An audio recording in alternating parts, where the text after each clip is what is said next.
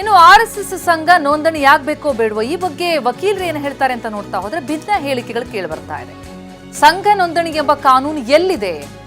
ಸಂಘ ನೋಂದಣಿ ಆಗ್ಲೇಬೇಕು ಅನ್ನೋದೇನಿಲ್ಲ. ಇದು ಹಿರಿಯ ವಕೀಲ ವಿಕ್ರಮ್ ಪಡ್ಕೆ ಅವರ ಹೇಳಿಕೆ. ಆದರೆ ದೇಶದ ಪ್ರತಿಯೊಂದು ಸಂಘ ನೋಂದಣಿಯಾಗಬೇಕು ಅಂತಿದ್ದಾರೆ ಹಿರಿಯ ವಕೀಲ ಬಾಲನ್. ವಿಭಿನ್ನ ಹೇಳಿಕೆಗಳು ಕೇಳಿ ಬರ್ತಾ ಇದೆ. ಇವಾಗ ನೋಡಿ, ಯಾವುದೇ ರಿಜಿಸ್ಟ್ರೇಷನ್ ಇಲ್ಲದೆ ಇಷ್ಟೆಲ್ಲ ದೊಡ್ಡ ಚಟುವಟಿಕೆಗಳನ್ನು ಹೇಗೆ ಮಾಡ್ತಾ ಇದೆ ಅಂತಂದರೆ, ಖಂಡಿತ ಆ ಸಂಘಟನೆ ಒಳಗೆ ಬಂದು ಹೋಗಿ ನೋಡಬೇಕು ಹೇಗೆ ಮಾಡ್ತಾ ಇದ್ದಾರೆ, ಜನರು ಹೇಗೆ ಒಟ್ಟಾಗಿದ್ದಾರೆ, ಹೇಗೆ ಕೆಲಸ ಮಾಡ್ತಾ ಇದ್ದಾರೆ ಅಂತ.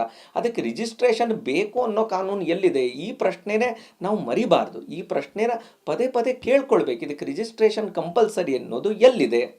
ಅದು ಇಲ್ಲದೇ ಇದ್ದಾಗ 10 ಜನ ಸೇರಿ 10 ಏನು 100 ಏನು 1,00,000 ಏನು ಕೋಟಿ ಜನ ಸೇರಿ ಒಂದು ಒಳ್ಳೆ ಕೆಲಸ ಮಾಡಬಾರ್ದು ಅಂತ ಏನಾದರೂ ಇದೆಯಾ? ಅಥವಾ ಅವರು ಒಳ್ಳೆ ಕೆಲಸ ಮಾಡ್ತಿಲ್ಲ, ಕೆಟ್ಟ ಕೆಲಸ ಮಾಡ್ತಿದ್ದಾರೆ ಅಂದರೆ ಆ ಥರದ್ದು ಏನಾದ್ರು ಪ್ರೂಫ್ ಇದ್ದರೆ ಕಾನೂನಲ್ಲಿ ಎಲ್ಲ ಅಧಿಕಾರಗಳು ಇರ್ತವೆ, ಅದರ ಮೇಲೆ ಕ್ರಮ ತಗೊಳ್ಬಹುದು.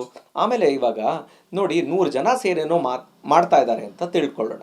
ಯಾವುದೋ ಒಂದು ಸಂಸ್ಥೆ ಇದೆ, ಸಂಘ ಇದೆ, ಸಂಘಟನೆ ಇದೆ ಅಂತ ತಿಳ್ಕೊಳ್ಳೋಣ. ಅವ್ರು ಏನು ಕೆಲಸ ಮಾಡ್ತಾ ಇದ್ದಾರೆ, ಸಾರ್ವಜನಿಕರಿಗೆ ಅದರಿಂದ ಏನೂ ತೊಂದರೆ ಇಲ್ಲದೆ ಸಾರ್ವಜನಿಕರಿಗೆ ಮಾಡಲೇಬೇಕು. ಹೌದು, ಅವರ ಫಂಡ್ಸ್ ಆಡಿಟ್ ಆಗಲೇಬೇಕು.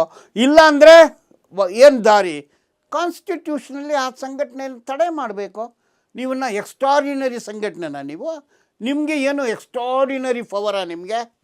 ಇದಕ್ಕೆ ರಿಪ್ಲೈ ಕೊಡುವಾಗ ಮೋಹನ್ ಭಾಗವತ್ ಅವರು ರಿಪ್ಲೈ ಕೊಡುವಾಗ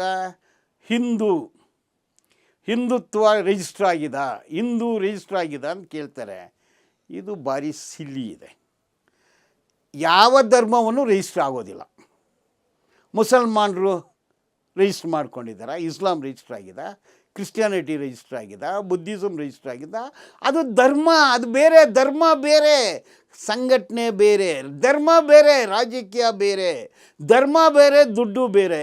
ಈಗ ವಕ್ಫ್ ಬೋರ್ಡ್ ಇರುತ್ತೆ, ಅದು ಆಡಿಟ್ ಆಗುತ್ತೆ, ಅದು ನೋಂದಣಿ ಆಗುತ್ತೆ, ಗೌರ್ಮೆಂಟ್ ಕಂಟ್ರೋಲ್ಗೆ ಬರುತ್ತೆ.